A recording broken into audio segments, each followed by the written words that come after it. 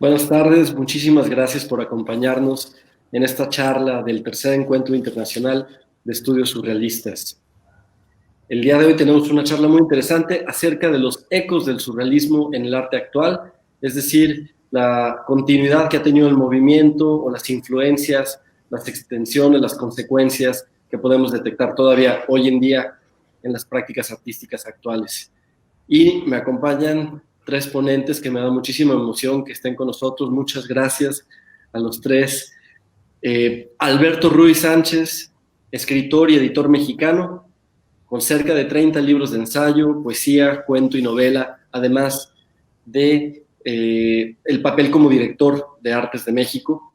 Tiene un doctorado por la Universidad de París y ha destacado por participaciones en diferentes universidades, incluyendo la Universidad de Stanford y Middlebury. Su obra ha sido reconocida por autores como Octavio Paz, Juan Rulfo y Severo Sarduy. Muchísimas gracias por acompañarnos, Alberto, en esta charla tan interesante.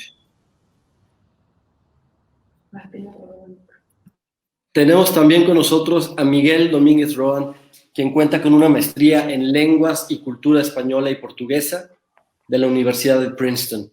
Actualmente está en proceso de doctorarse y estudió también una maestría en literatura hispanoamericana en el Colegio de San Luis. En particular, a nosotros nos interesa mucho lo que Miguel escribió en un libro en particular, que es El Ojo Envenenado, México y el Surrealismo, 1924 a 1938.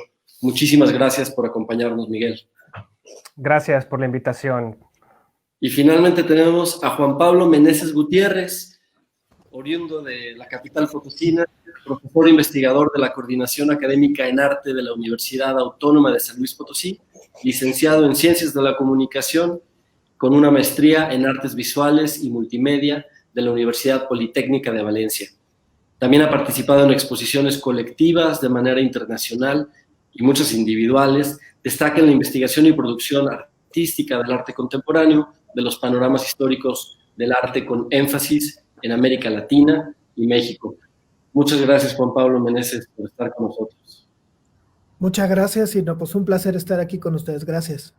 Bueno, yo voy a intentar desaparecer rápidamente de la pantalla para escuchar a los ponentes, pero quiero plagiar un poquito a Alberto Ruiz Sánchez con algo que él decía en su presentación de Artes de México número 63, uno de dos números dedicados al movimiento surrealista y su presencia en el país. Dice, algunas obras de arte más allá del tiempo de sus creadores siguen afectando a quienes las miren con frescura muchas veces renovada. Esas obras, más allá incluso de los movimientos estéticos que la historia del arte les asigne, llegan hasta nosotros despertando desde curiosidad hasta escalofríos, desde una clara felicidad hasta cierto desconcierto. El surrealismo y su contacto con México produjeron obras que no abandonan el espacio del asombro. Y pues de este asombro, de sus consecuencias, es de lo que queremos hablar un poquito el día de hoy, hasta qué punto todavía es relevante el surrealismo, que brazos se extiende hasta el presente. Y para ello cedo el turno a Alberto Ruiz Sánchez. Muchas gracias, Alberto. Al contrario, Antonio, muchísimas gracias al museo por la invitación y muchas gracias a mis compañeros ponentes por compartir esta mesa. Me da mucho gusto. Yo, en vez de hacer una ponencia, yo lo que quiero hacer es simplemente una invitación a que conozcan y descubran, sobre todo con la mirada, a el artista que yo considero que es el último surrealista vivo. Se llama Alan Glass, vive en México desde hace muchos años y él nació en Montreal en 1932. Como cerca de los 18 o 19 años se fue a vivir a París. Como todo estudiante hizo trabajos, pues los que hacemos todos los estudiantes que no tenemos una beca completa cuando estamos allá, y trabajó de conserje en un hotel y en el hotel dibujaba, pero empezó a relacionarse con los surrealistas asistiendo a las reuniones, por supuesto. Un muchacho de 18, 19 años era al principio alguien que escucha hasta que empieza a practicar el arte a la manera surrealista, es decir, con la idea de que el surrealismo es ante todo una sensibilidad.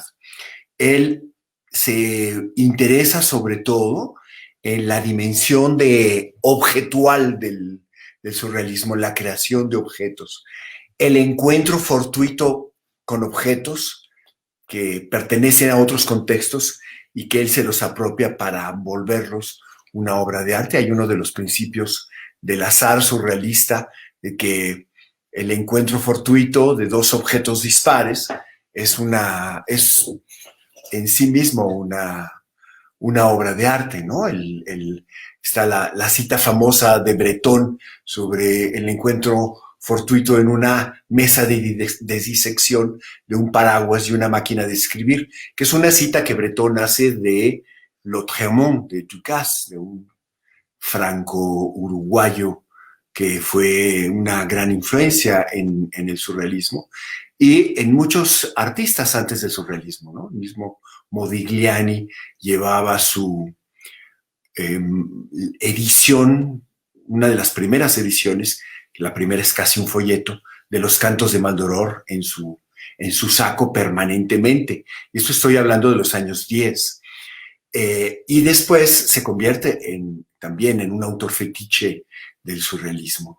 Y esta idea del objeto encontrado, del encuentro fortuito de los objetos, de lo que uno puede hacer con los objetos, llega hasta Marcel Duchamp. O sea, su obra del urinario está vinculada directamente con este interés por los objetos, no solamente por la obra y la composición, sino la importancia que los objetos dispersos de la vida, sacados de su contexto y puestos en el contexto que al artista le interese, nos conmociona, nos muestra que la vida tiene fisuras y tiene entradas a dimensiones inesperadas. Bueno, pues a Alan Glass le interesaba muchísimo eso y empieza a dibujar primero. Cuando llega a Francia, se deshace completamente de todos los dibujos que había hecho al entrar en contacto con el surrealismo, se deshace de toda su época anterior, bueno, tenía 18, 19 años, y comienza a elaborar una obra mucho más íntima, mucho más personal, y a construir cajas. Todavía no estaba de moda Joseph Cornell. Joseph Cornell no era tan conocido, ya estaba creando, pero no era tan conocido en Francia cuando Alan llega, que es al principio de los 50. Sin embargo, mucha de la obra de Alan Glass está relacionada con la obra que hace Joseph Cornell, por hacer cajas dentro de las cuales los objetos interactúan y la obra va del collage a la composición de objetos dispares. Yo quisiera mostrarles algunos, después de contarles la anécdota que además se liga con una de las ponencias que vamos a tener hoy, que tiene que ver con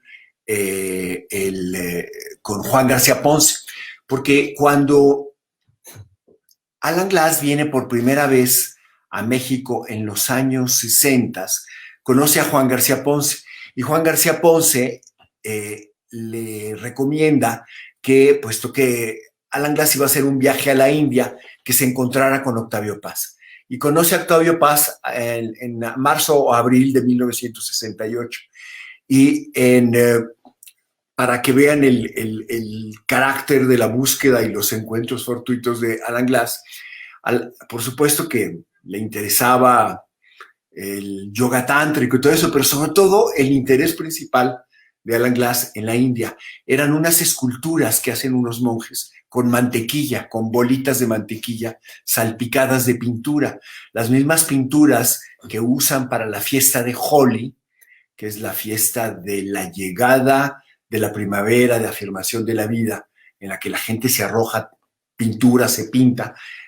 Pintan también esculturas de dioses que están hechas de mantequilla de yak. El yak es el toro o la vaca cebú, que es uno de los animales sagrados en la India. Y entonces el hecho de que esté hecho con mantequilla producida por la leche del yak le da ya a la misma materia un carácter sagrado. Bueno, lo que le interesaba a Alan Glass era lo curioso de estas esculturas.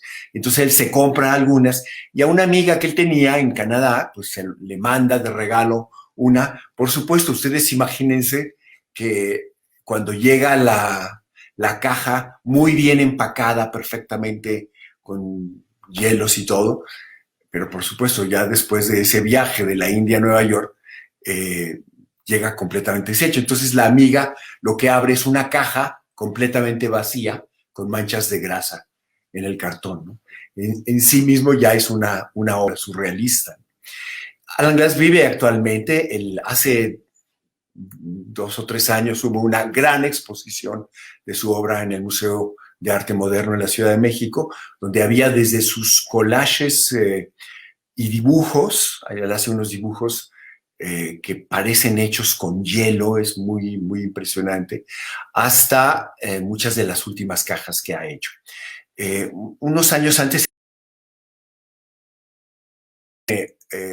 88 años, cuando cumplió 80, él me pidió que escribiera algo para una exposición que tenía, y yo lo que hice fue un poema con 80 versos sobre las cosas que me inspiran de él. Y yo lo que tomé como hilo conductor de este recorrido por su obra es la sombra, ¿no? Y cómo en la obra de Alan Glass, en muchos de sus collages, por ejemplo, hay un collage en el que una persona está rescatando a un suicida y la sombra del suicida se libera y empieza a molestar al que lo está rescatando para que lo deje ir. Es decir, la sombra, las cosas, todas las cosas, lo primero y evidente es que todas las cosas tienen una sombra. Lo que no es tan evidente es que la sombra es una cosa más y toma vida y se libera en la obra. Alan Glass vive en la colonia Roma, muy cerca del Parque Pushkin. Y un día, en esta lógica de los objetos encontrados, en la puerta de su casa apareció una espada que después averiguaron que era la espada de una de las figuras heroicas que estaban en el parque. Alguien le arrancó la espada y vino a dejarla a la puerta de la casa de Alan Glass de casualidad, corriendo, parece que corriendo, escapando de la policía, se les cayó y ahí quedó. Entonces imagínense la sorpresa del artista surrealista que sale de su casa y lo que encuentra es una espada. Él también pues va a la Lagunilla, al mercado, al Gírolo, y encuentra cosas que al sacarlas de contexto se convierten en obras de arte. Déjenme mostrarles. Voy a tratar de compartir pantalla. Creo que me tienen que dar allá en el estudio autorización. Sí, ya tengo. ¿Ya puedo? Mi pantalla. Ok. Sí, Entonces ahora. Abajo, ahí en compartir pantalla ya debe estar. Sí, ya debe estar. No sé si lo están viendo. No, es que no me parece todavía para...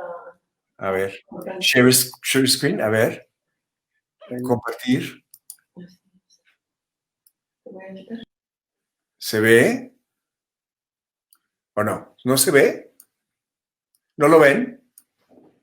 Es una foto de Alan Glass que quería mostrarles. ¿La ven? Ahí ya. Creo que ahí va a estar, ¿no? Sí. Ahora sí. ¿La ven? Listo. Muy bien. Bueno, ese es Alan Glass. Esa es una foto de Cristina Kahlo. Él interviene con mucha alegría y facilidad.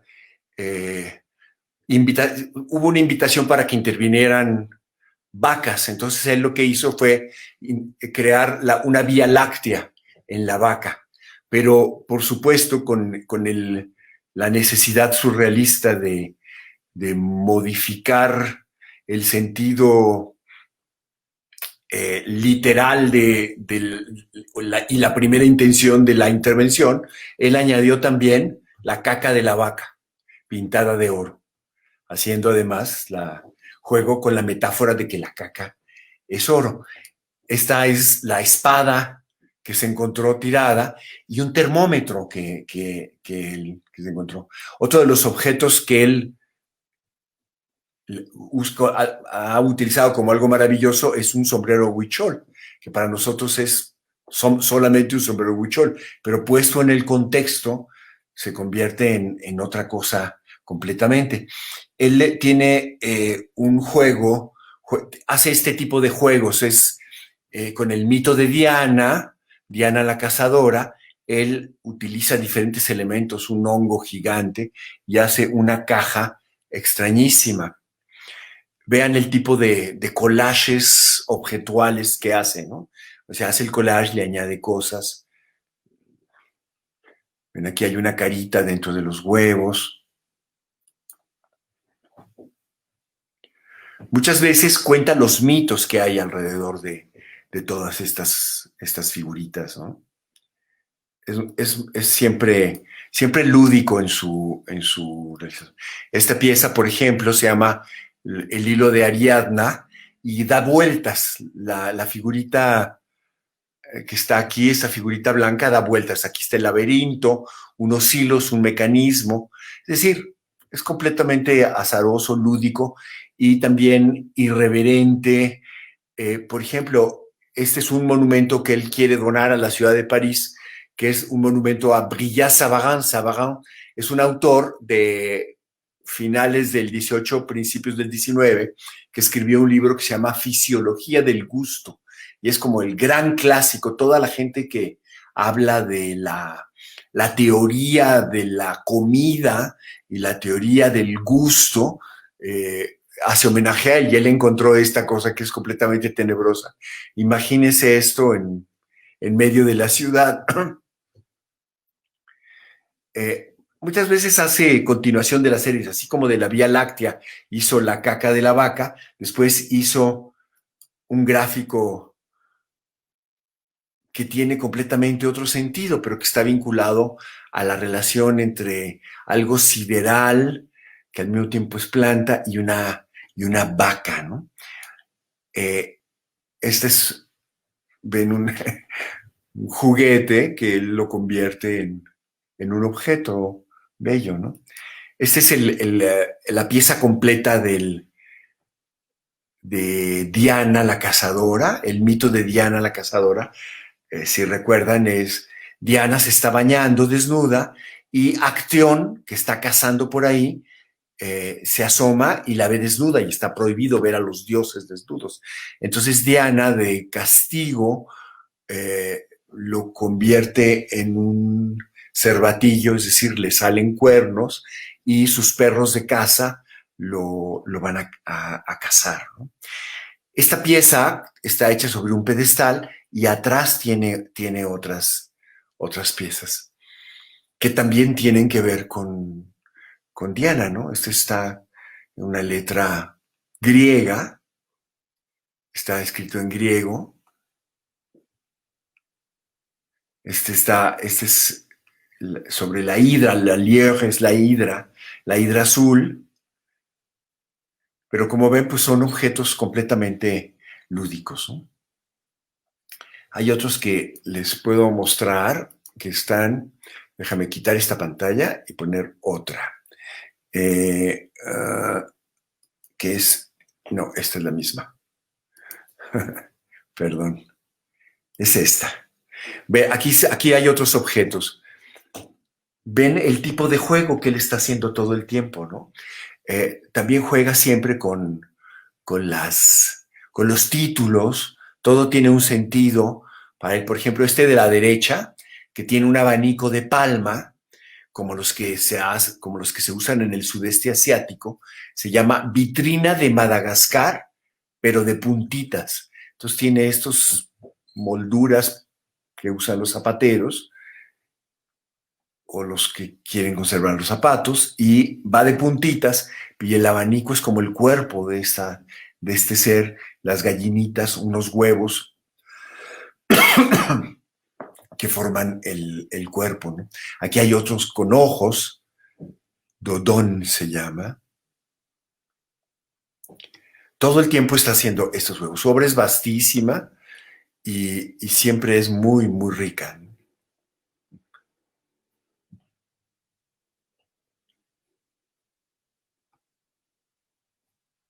Aquí están otras con unos, se llama No usar la pluma, sino solo hay que usar la pluma cuando hablan los pájaros.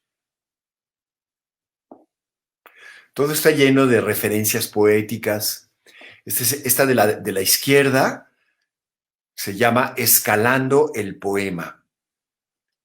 El de la derecha se llama Diana Obscena. Bueno, esto es como una referencia sexual, dos tipos, y bueno, todos son sugerencias, unos cisnes, los cisnes y las plumas son los cisnes desplumados, y unas puntas de obsidiana.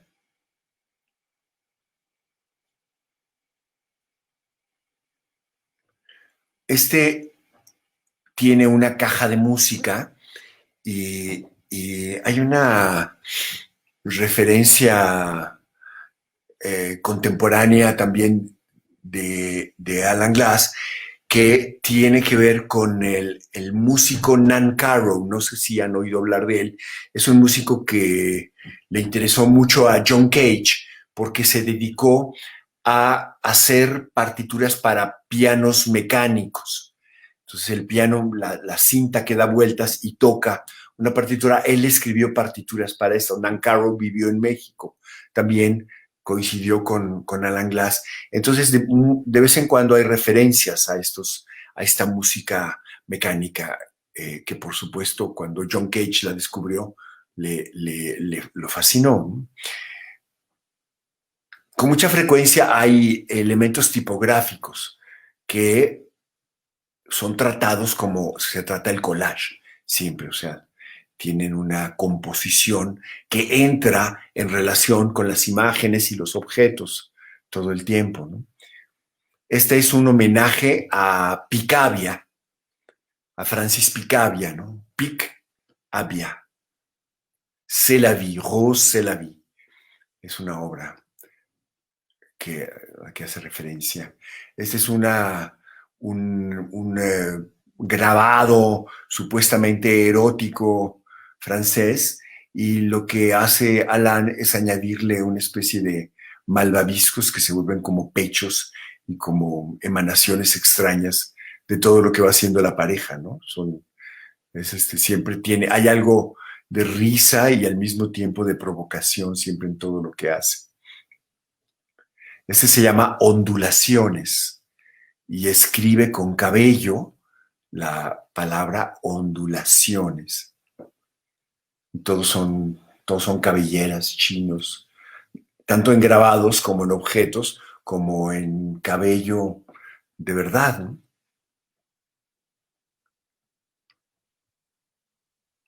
Aquí hay unos jeans con algo que sale del jean y un marco. Se llama Juegos de Salón. El de la izquierda se llama Varias polonesas y 3 nocturnos para Chopin. Voy a tratar de mostrarles algo de su obra. Bueno, estos son más, esto es de cosas que tienen que ver con México. Todo el tiempo de pronto hay referencias a cositas que hace por supuesto libros objeto con mucha frecuencia, aunque la caja es lo más común que hace, ¿no? Y tiene muchísimas, sus exposiciones son vastísimas. Vean estos son mucho más recientes. Las que les mostré antes eran de los años 70. Estas son ya de 2006, 2005. Esto que les estoy mostrando son las páginas del mejor libro que hay sobre Alan Glass. Lo escribió una japonesa que se llama Masayo Nonaka.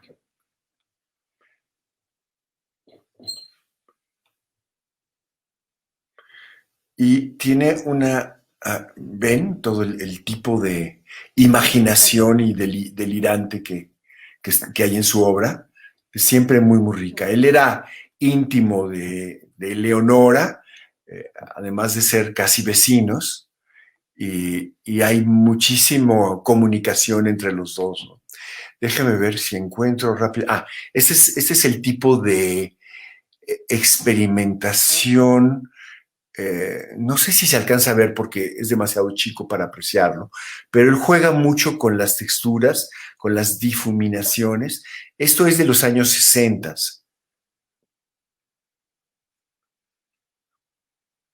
Si ven, hay una relación entre este tipo de trabajos y algo del trabajo que hacía Max Ernst, haciendo ecos de trabajos geológicos, ¿no? Y derivando la geología hacia seres con bocas y... sigue siendo, este es ya de los 50, ¿no? Estas son de las cosas que hacía a los 30 y tantos años. Esto es mucho más reciente y es el tipo de trabajo que hace con tonos muy, muy sutiles. Yo les digo, casi todo es como si estuviera visto a través del hielo. La última exposición completa que hizo en el Museo de Arte Moderno tenía toda una sección dedicada a este tipo de objetos y dibujos que son transparencias, vean, estos son cosas muy, muy sutiles. No se aprecia completamente en la impresión y en la reproducción, pero es muy, muy sutil y está lleno de seres, de creaciones, de juegos con lo que se ve y lo que no se ve. Por supuesto, el elemento onírico es fundamental en todo lo que Alan hace, ¿no? Las cajas a veces se vuelven aparadores, como este que ven aquí. En su época de París, la segunda época de París, está lleno de cosas como estas, completamente barrocas. Es decir, que lo que vimos, lo que les mostré antes, es como una simplificación de esto, que es como una vitrina, la vitrina de ciertas casas, incluso la vitrina de ciertas tiendas de cosas viejas, ¿no? De curiosidades, ¿no? Este se llama el gabinete de los juguetes. Pues sí, todo tiene para él un sentido de juguete, ¿no? Y este es el de la izquierda, se llama El Príncipe de Antier. Como ven, también hay una pasión por recopilar cosas. Obviamente esto es como del mercado de las pulgas, pero son pequeños estuches de joyas, de condecoraciones, de ungüentos, como este caso de la izquierda, de aretes, broches, todo lo que crea todo este ambiente barroco. Cajas, cajitas. Esta es obviamente ya la relación con la paquetería y el diseño de paquetería de principios de siglo, ¿no? Esta es una caja de galletas.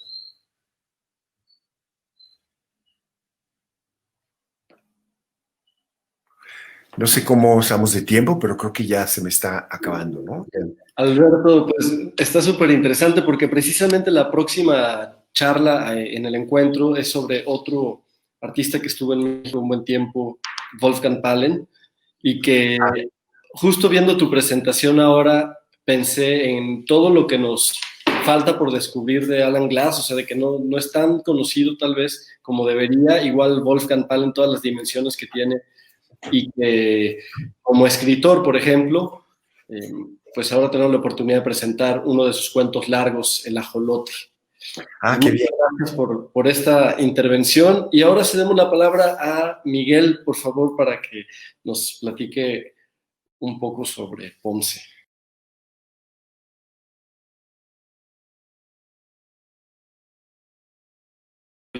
No. Ay, no. Ya te puedo escuchar. ¿Nos escucha? No.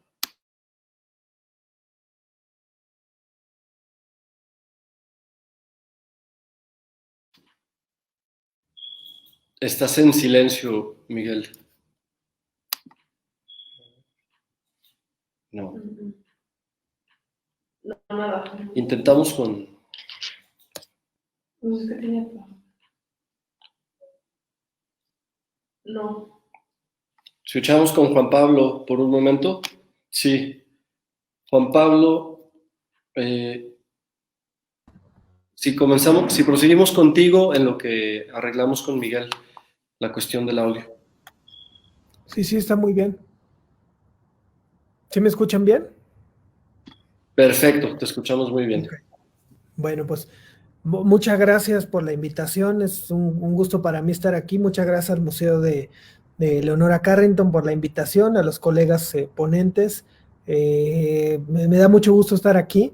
Yo les quisiera un poco platicar más sobre algo que ocurre más como hacia la actualidad, aunque un poco con los ecos del surrealismo, sobre todo en la cuestión de la fotografía actual.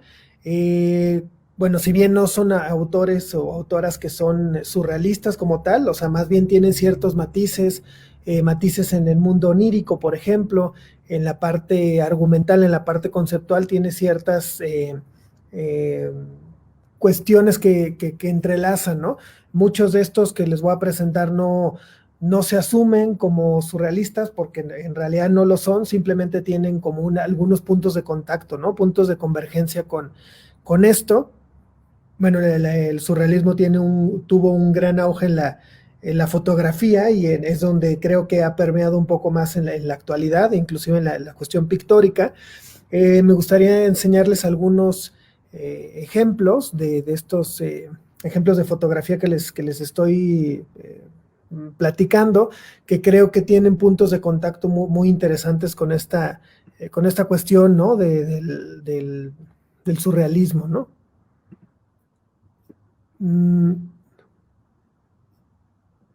No me deja compartir la pantalla.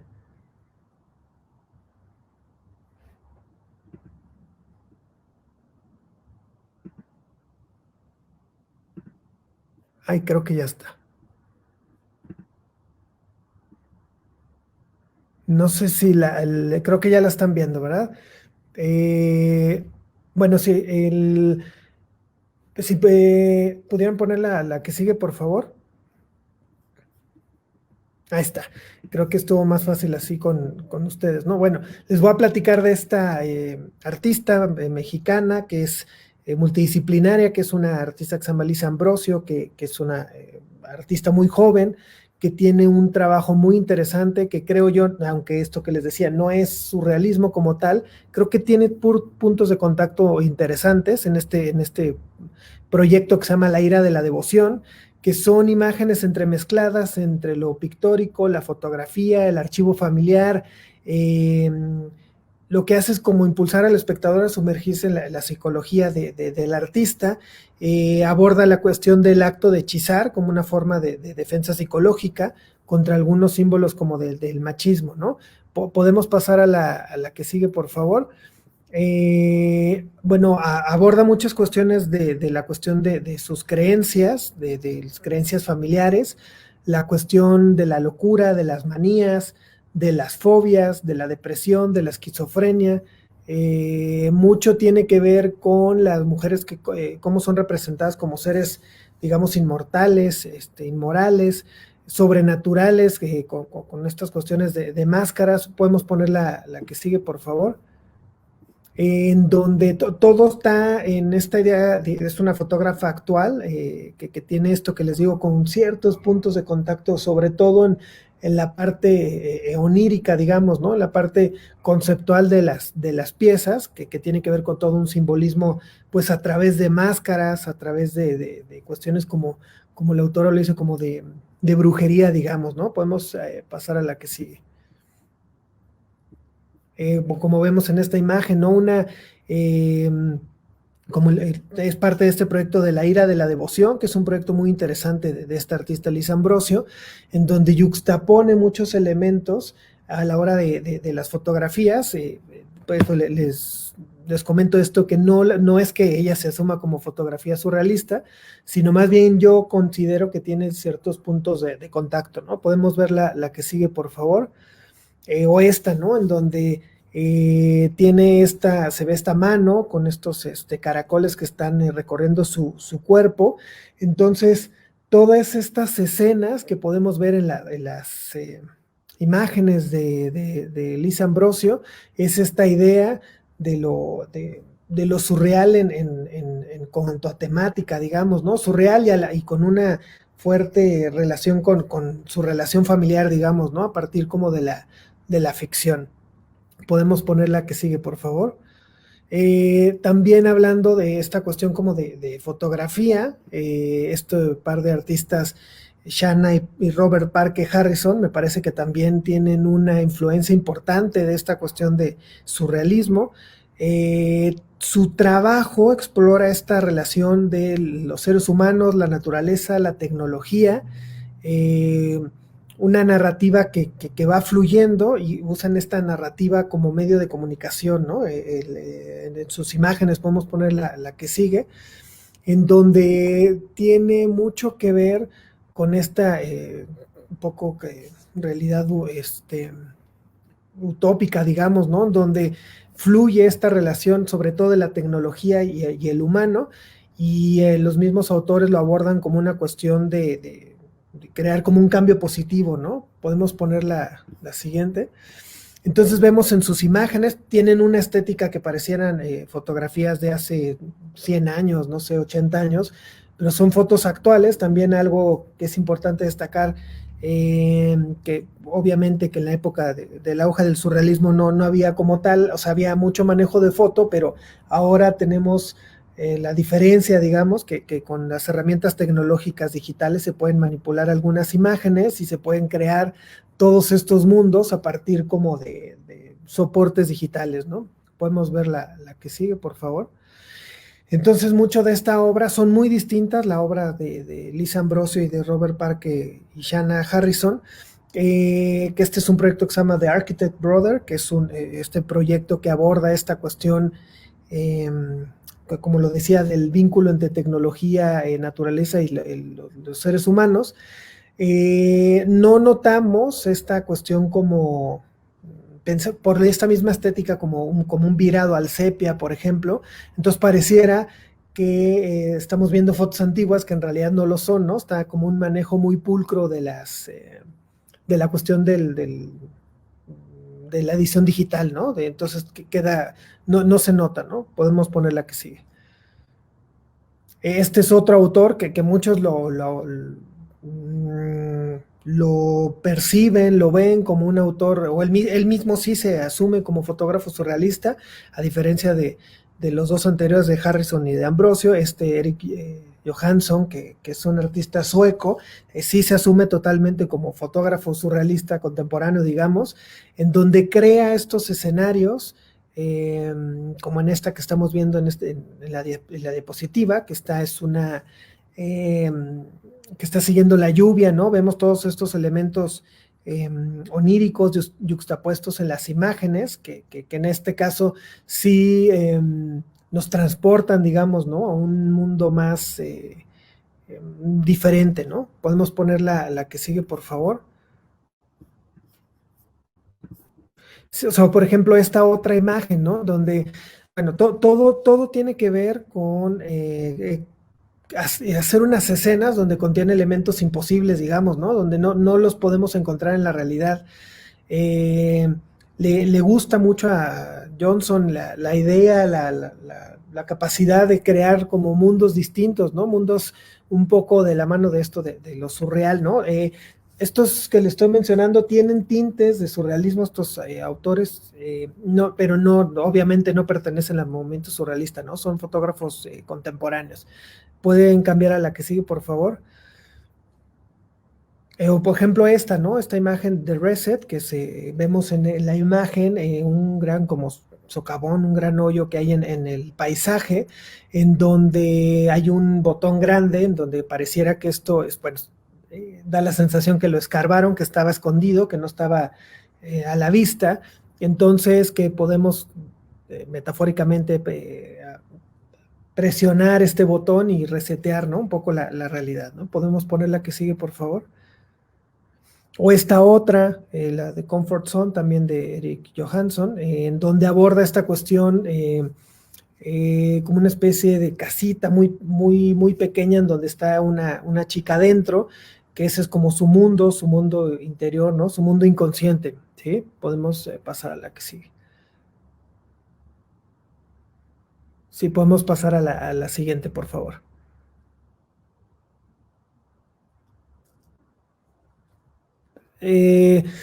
Bueno, hay como muchas referencias, ¿no? A esta cuestión de la cuestión del surrealismo.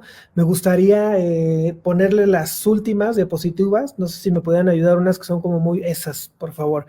Esta también es una artista mexicana, un vínculo, yo lo veo un vínculo, ustedes pueden decir, bueno, a lo mejor no hay tantos puntos de contacto con el surrealismo, son ciertas convergencias, ¿no? En las temáticas. Esta también es una artista mexicana, pero que aborda la cuestión del textil, la intervención de fotografías a partir de los textiles. Entonces, a partir de estos elementos crea otros mundos. Este es un ejemplo más como de fotografía más hacia la foto comercial. Vemos unos más como la fotografía más como hacia el mundo, digamos, como lo de Parker Harrison, lo de Lisa Ambrose, lo de Johansson, como hacia el mundo, digamos, más como del arte, y esta más relacionada como hacia el mundo de la moda, de la fotografía comercial, en donde vincula los colores y las figuras geométricas. Esta artista es de Guadalajara, le gusta o está interesada en la cuestión de la cultura, el espíritu humano, fragmentar el mundo, eso también es parte importante.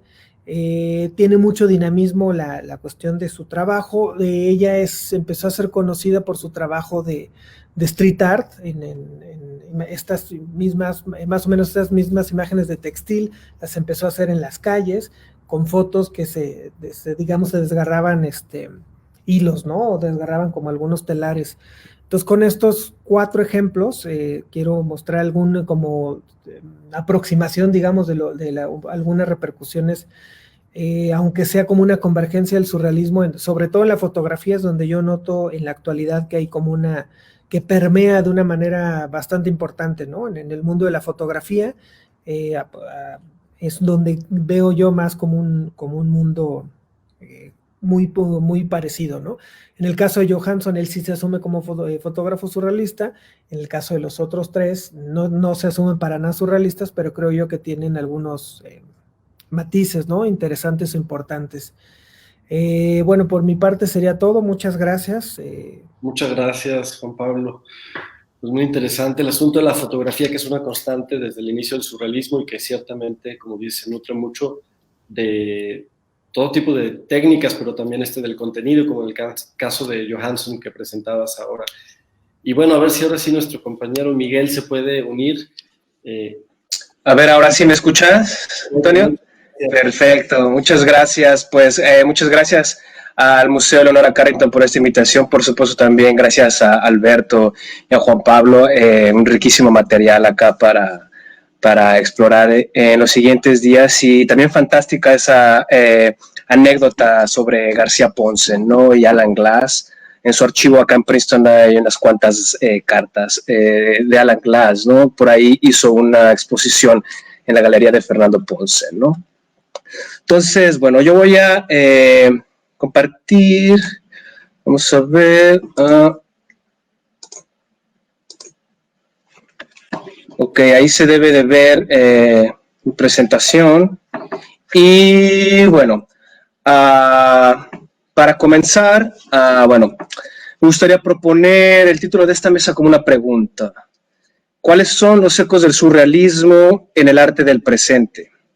Y proponer hipotéticamente que se encuentran en su propia investigación, siempre y cuando se siga el trazo de lo maravilloso, como lo plantea Breton a lo largo de su obra, ¿no? Aquí hay una especie de esquemita de cómo lo plantea, en sus 2 vertientes de belleza convulsiva, como un estado no estático ni completamente dinámico, en el que en sentido histórico atraviesa el accidente de su percepción en un tiempo y espacio determinados, y el azar objetivo, como la convergencia de la necesidad exterior con lo interior. Un poco esta facultad de Alan Glass, ¿no? Como para encontrar estos objetos, estaría en esta como búsqueda de lo maravilloso, ¿no? A través del azar objetivo del que hablaba Alberto Ruiz Sánchez. Y bueno, La llamada data science o ciencia de datos, de la que hablaré concretamente al final de la presentación, puede hacer que este proceso se cuente de maneras más persuasivas a las que estamos acostumbrados. En mi libro El ojo envenenado, he intentado recrear un poco el proceso que había hecho Luis Mario Schneider en su libro de 1978, México y el surrealismo, que básicamente es una compilación comentada de artículos sobre el surrealismo publicados en México entre 1950 y 1950. El título de mi libro incluso es un homenaje, ¿no?, a esta investigación de Schneider. Lo que hice fue buscar de nuevo estos artículos en las hemerotecas, mientras encontraba otras referencias debido a su proximidad, y luego he revisado y organizado todas las fechas para buscar inconsistencias, para por último tratar de actualizar la lectura de cada texto, contrastándola con la historiografía del surrealismo y la historia de la literatura mexicana. Después del libro, y durante este proceso de seguir al surrealismo mediante lo maravilloso en el doctorado, compilando un archivo que se iba haciendo cada vez más grande, tuve que, sin embargo, concentrarme en Juan García Ponce, por motivos metodológicos relativos a las dimensiones de la tesis, pero también porque era el único al que realmente podía identificar en varios momentos con una relación concreta con el surrealismo, ¿no? Y bueno, ahí es un poco a donde quiero llegar. Este encuentro de García Ponce con el surrealismo se va desdoblando en diferentes planos que tienen que ver con la pintura y la literatura, pero también con la negociación de un aparato cultural autónomo dentro de un Estado autoritario y la experiencia de la discapacidad.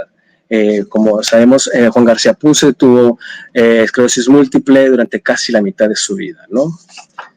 Además de esto, comienza a hacerse más evidente el protagonismo de Michel Albán, quien fuera pareja de Salvador Elizondo, pero también de Juan García Ponce, y la relación oculta con la vanguardia de todos ellos. En consecuencia, se va configurando una red de afinidades, tanto textuales como personales, que en pocas palabras quiero proponer como una especie de red de criptosurrealistas, ¿no? Es decir, artistas y escritores cuya relación entre ellos y con el surrealismo y la vanguardia no es siempre evidente, y para la cual se necesita una investigación de archivo que sea diferente y se deje llevar por él mismo de una forma distinta. Voy a presentar entonces 3 momentos de este proceso entre el azar y el objetivo y la belleza convulsiva en los que la obra de García Ponce se conecta con el archivo, y al final me harán favor de mostrarles un video sobre cómo modelar esto visualmente para contar diferentes partes de la historia de forma más concreta. En su última novela, Pasado Presente, García Ponce construye una versión personal del violento proceso de modernización en México y la formación del aparato cultural nacional a partir de su contraste con el terremoto de 1985. Al comienzo de la novela, el narrador, Hugo, al dar un paseo por la Ciudad de México, se detiene en la Colonia Juárez y recuerda cuando se encontró en esas mismas calles con su amigo Lorenzo, justo después de otro terremoto en 1957. A partir de este momento, la narración va intercalando detalles biográficos tanto de García Ponce como de Elizondo y también de Michel Albán para construir una tensión dramática digna de la nueva ola de cine francés que confunde las identidades de los personajes masculinos en un proceso que va desde su infancia compartida hasta la configuración de un grupo literario vanguardista.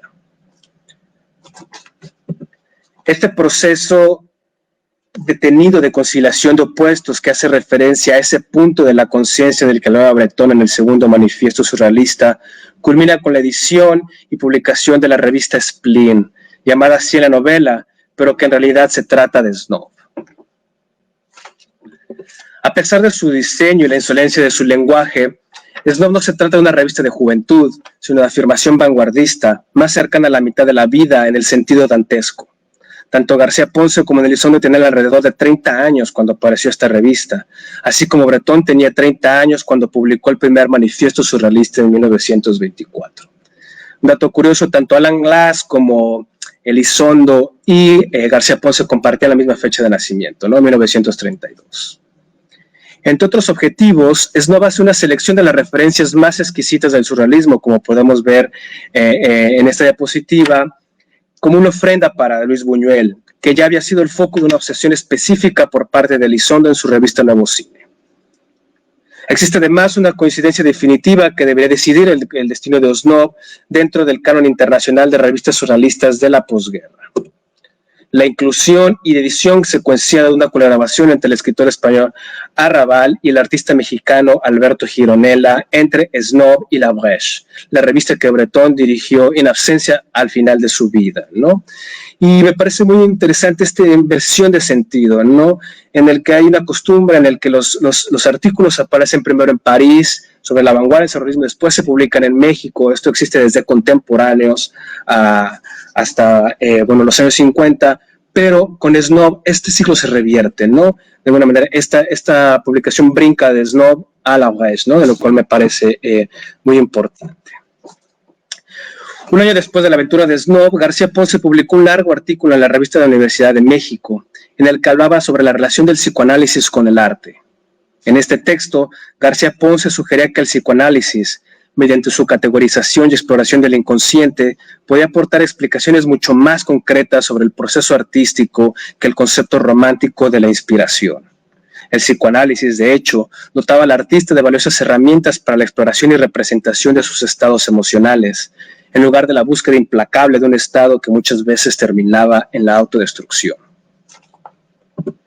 La relación del psicoanálisis con el arte, sin embargo, continúa García Ponce, podía ser engañosa y poner al artista entre la decisión de afrontar el lado siniestro de su personalidad o pretender que lo hacía, como lo habían hecho el artista alemán Max Ernst y Salvador Dalí, respectivamente.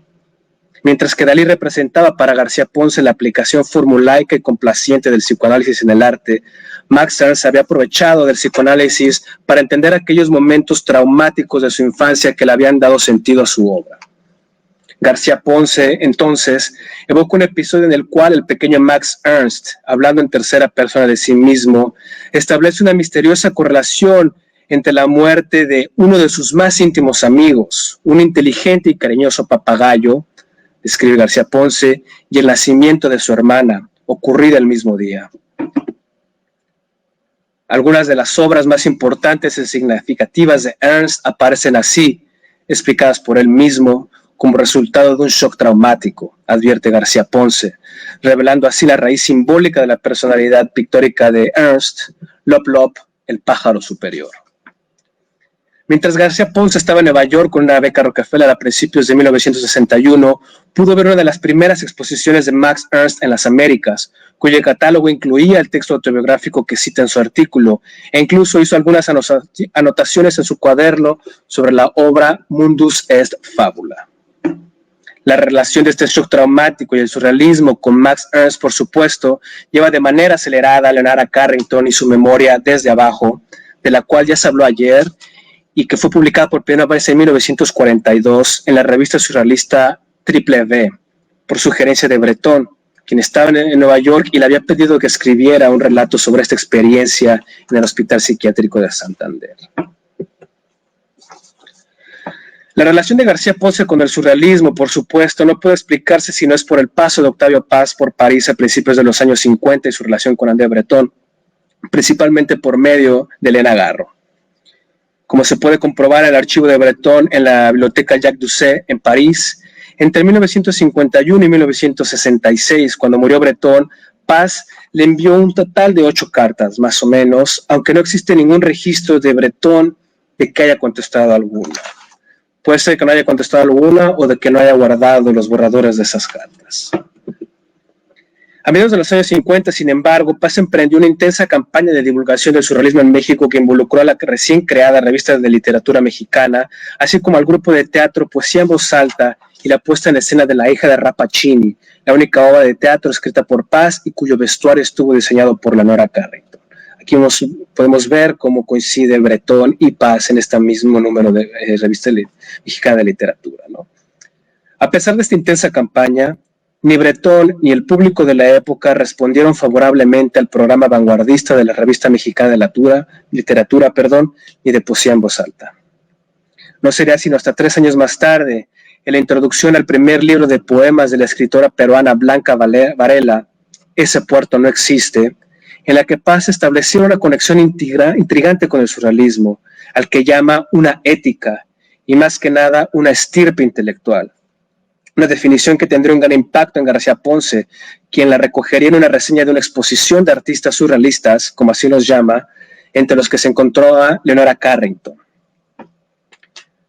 en 1959, ¿no? Años más tarde, García Ponce sería el primero en escribir una introducción para el primer libro de un catálogo publicado de Leonora Carrington en 1974. Y ya que hemos llegado a este momento un tanto fundacional, quiero volver al concepto de estirpe intelectual y conectarlo con la red que mostré al principio, que es la que podemos ver aquí ahora, para demostrar un poco la construcción de esta red de afinidades personales y textuales relacionadas con el surrealismo, en la que al principio solo existe una relación muy tenue con Breton por parte de Octavio Paz, que podemos ver del lado izquierdo, y que después García Ponce desarrolla de una manera intensa hasta culminar con su relación de correspondencia con el escritor y artista francés Pierre Klossowski, que podemos ver aquí un poco en medio conectando a Paz de García Ponce.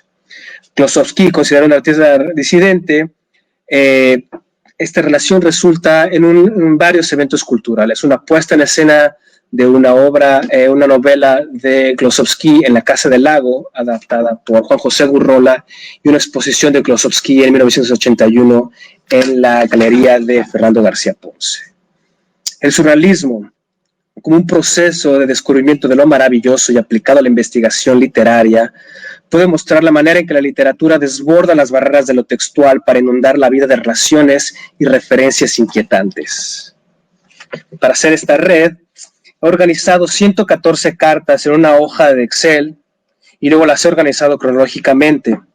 Después las he organizado en nodos y bordes o conexiones para montarlas en este programa, Gephi, que es una plataforma open source o de código abierto, ¿no? Aquí son un poco los pasos que he seguido para llegar a este punto, pero también para hacer una animación de esta red dinámica, ¿no? Que, bueno, ahora si podrían, por favor, reproducirlo.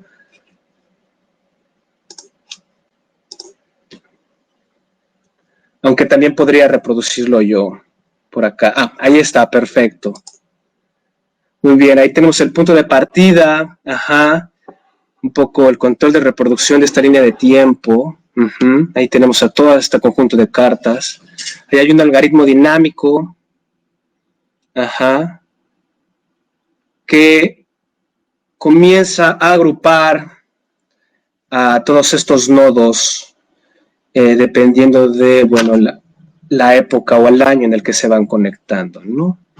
Y al final vamos a poder ver una red de con varios nodos, ¿no? En el que, por supuesto, García Ponce está en el medio, pero también aparece Paz, ¿no? Aquí un poco la pregunta acerca de qué nos dice esta gráfica, ¿no? Y a mí, concretamente, me interesa este año y la figura de Michel Alban, ¿no? Como después de que Michel Alban entra en la vida de Elizondo y García Ponce, ocurre toda esta como explosión de conexiones que vemos que pasan por la revista Plural y después van a llegar a Vuelta, ¿no? Un montón de cartas en los que se va a negociar el espacio de García Ponce en el canon, pero por supuesto su lugar en la vanguardia, ¿no? Y que, bueno, aquí queda trazado, mediado por Paz, pero que de alguna manera él trasciende estas pequeñas referencias para crear su propia red personal, como decía, de afinidades textuales y personales en torno al surrealismo, ¿no? Y bueno, eso sería todo por mi parte. Muchas gracias. Muchas gracias, Miguel. Bueno, y ahora comenzando con las preguntas, por ahí alguien me preguntaba acerca de la relación del surrealismo con los artistas mexicanos, en particular muralistas, la escuela mexicana. No sé quién quiera animarse.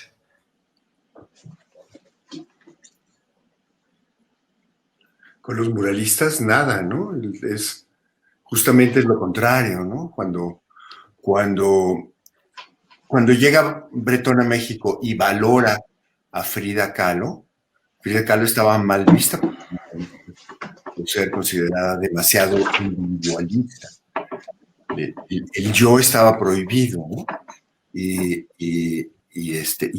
Paz la valora. A ella no le gusta tanto que la llamen surrealista, pero encaja perfectamente con el programa surrealista, ¿no? Entonces los muralistas se vuelven enemigos del surrealismo. el muralismo se convierte, desgraciadamente, en ideología oficial y oficialista durante mucho tiempo. Lo cual no quiere decir que no haya en Diego Rivera, por ejemplo, una gran calidad pictórica, pero el surrealismo el muralismo como movimiento es oficialista y el surrealismo es antioficialista y subversivo por naturaleza y provocativo, ¿no? En ese sentido, la presencia de García Ponce, que es muy posterior, tiene que ver con la reivindicación no tanto del surrealismo, sino de lo que serían las neovanguardias, que es lo que después se llamó la ruptura, ¿no? Y algo que es muy importante, sabes, yo creo en tu investigación, que es que muchas de las cosas que suceden alrededor de los artistas no pasan por cartas, ¿no? Por ejemplo, la presencia fundamental de Huberto Batis al lado de Juan García Ponce, Claro. Que era un tipo completamente subversivo, que tenía muchas veces más de reivindicación del espíritu surrealista, pues no aparece en las cartas, pues porque se veían todo el tiempo. Y todavía con Juan Malo, Huberto iba a comer con él varias noches a la semana, ¿no? Y cuando mencionas a Michelle Albán, no hay que olvidar también que ella no solamente fue pareja de Tomás Segovia también. Sí, sino también de Tomás Segovia, y es hija de Rafael Segovia. Raúl Falcó, que aparece ahí, es casi como compañero, amigo del hijo de Tomás Segovia y de Michelle Albán. Nacieron el mismo año, de hecho, en 1951.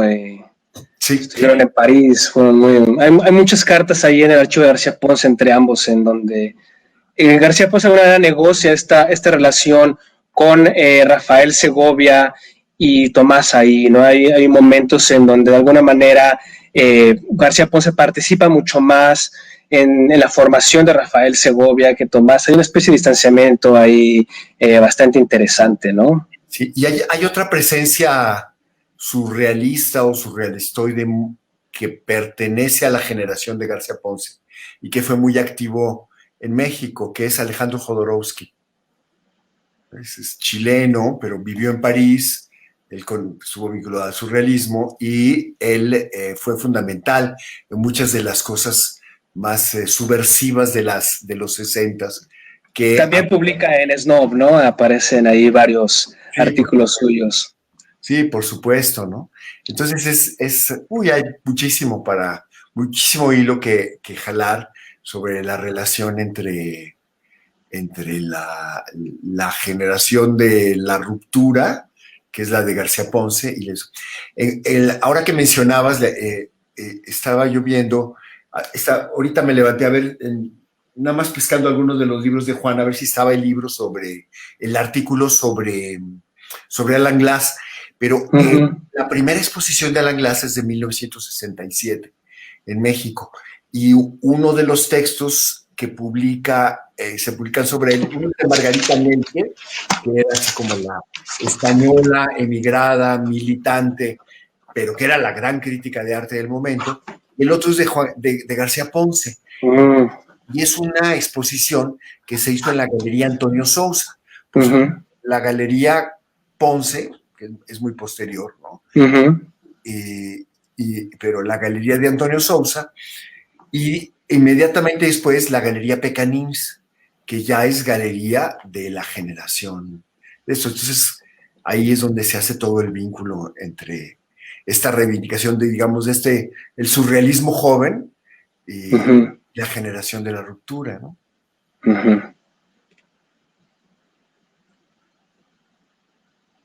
Pero sí, muy, muy interesante lo que estás haciendo. Pero sí. Muchas gracias. Cuando se trabaja correspondencia, siempre es muy interesante ponderar que no todo pasa por las cartas, ¿no?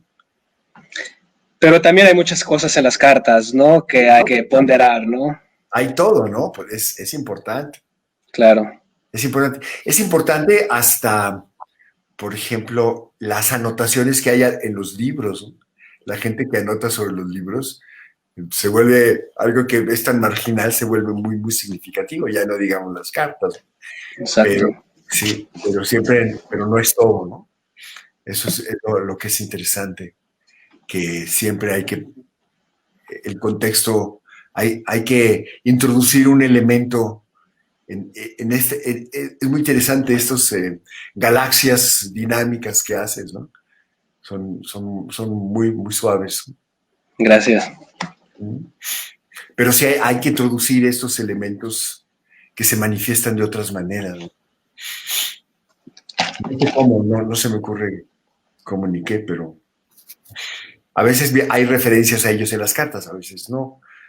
Debe haber, pero te digo, por ejemplo, la presencia la presencia fundamental de Meche. Claro, sus cartas no se pueden ver aún, ¿no? Están ahí bloqueadas todavía por varios años. Y debe haber mucho que no debe estar en cartas, ¿no?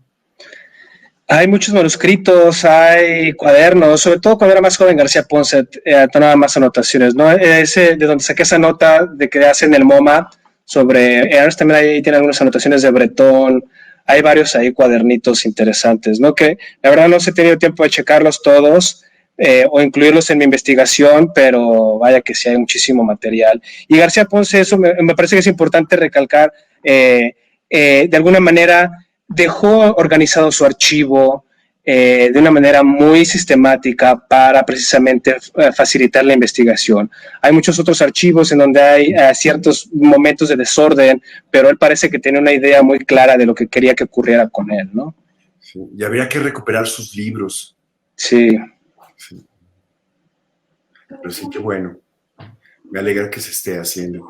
Qué interesante los fotógrafos que mostraste. La primera fotógrafa, yo no la conocía. ¿Cómo se llama? ¿Lisa? ¿Lisa qué? Lisa Ambrosio se llama. ¿De dónde es, eh? Pues es de México, pero según lo que sé, vive entre Francia y México. Es una fotógrafa joven, debe tener, no sé, 30 y pocos años, pero sí es una muy prolífica y con una producción muy, muy interesante. Súper interesante, ¿eh? Sí, los otros son más conocidos, ¿no? Sí. Tienen, hay libros y todo, pero de ella no, la verdad no conocía nada. Me alegra mucho descubrirla. Muchas gracias. No. Muchas gracias. Alberto, yo te quería preguntar de Alan Glass, que ahora comentabas, bueno, tiene 80 y tantos años de edad. 88. 88. ¿Y qué tanto crees que su presencia allá en la Ciudad de México como permeó?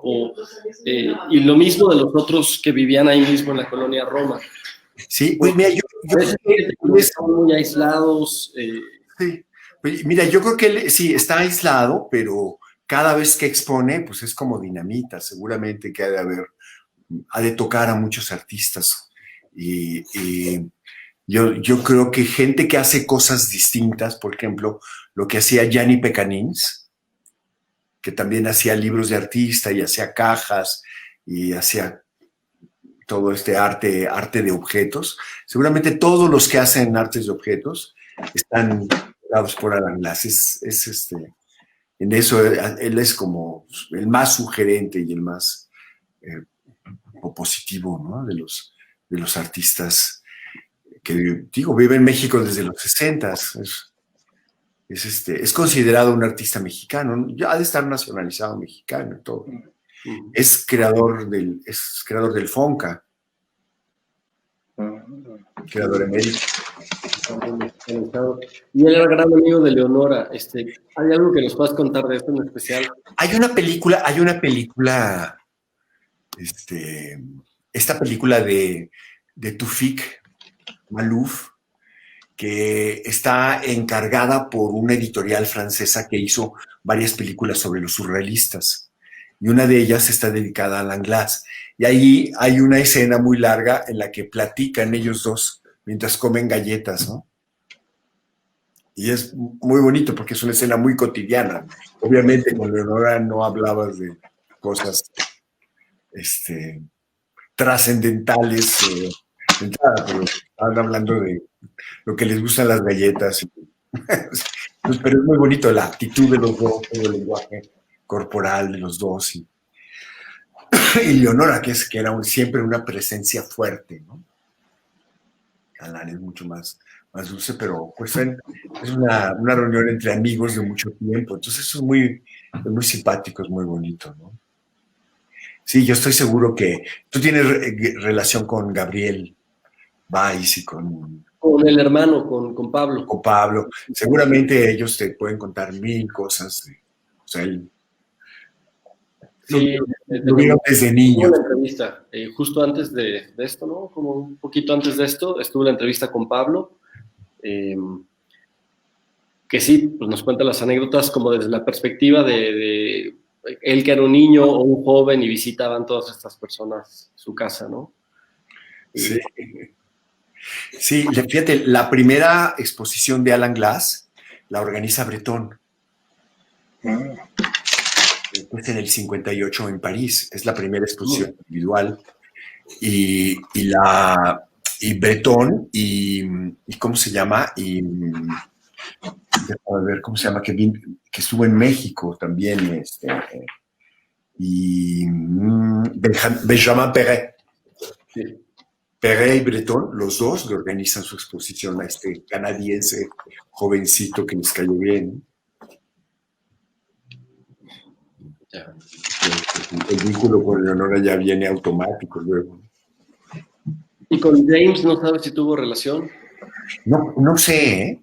Digo, porque seguramente por ahí se encontraron a través de Leonora, pero...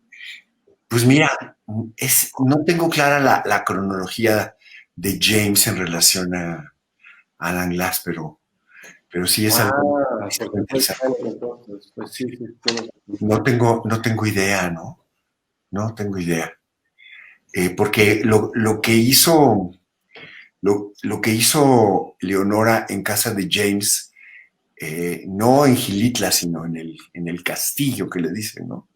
Ahora es hotel, que pintó un mural, no sé si lo conoces, sí lo conoces, obviamente. Sí, no en las posas, sino más bien en lo que ahora es el hotel del castillo. El castillo. No me acuerdo en qué año lo hizo. Pero debe haber 60 ya, ¿no? 60, su final, sí. Entonces sí debe de haber cruzado con Glass. Sí, yo me imagino que sí, ¿no? Me imagino que sí, pero pues era un personaje tan... O sea, James sí pertenecía a otra generación. O sea, tú piensas que James fue mecenas de Magritte. De Dalí. Sí, o sea, es otra generación completamente, ¿no? Pero bueno, pues es interesante, ¿no? De todas maneras. ¿Y tiene ahora alguna otra exposición por ahí en... pues que yo sepa, no lo sé, ¿eh? Te digo que te voy a poner en contacto con las personas que trabajan con él, con Laborde, que es digamos, el que tiene la responsabilidad y se ocupa de muchas de las mediaciones con él, ¿no? Gracias. Bueno, pues yo creo que con esto terminamos la charla de hoy. Muchísimas gracias, Juan Pablo, Miguel. Muchas gracias. Por acompañarnos el día de hoy. Estuvo súper interesante y esperemos, me gustaría seguir esta conversación, darle continuidad después. Claro. El proyecto, pues siempre hemos tenido el proyecto de hacer una revista que no acabamos de concretar, pero ojalá podamos seguir colaborando. Entonces, avísame. Y seguimos en contacto. Gracias al público que nos acompañó esta tarde y nos vemos en la parte del encuentro. Gracias. Hasta luego. Pronto, muchas gracias, ¿eh? Hasta luego, un placer. De verlos, ¿eh? Igualmente, se cuidan mucho. Hasta luego. Hasta luego. Buena continuación del Congreso.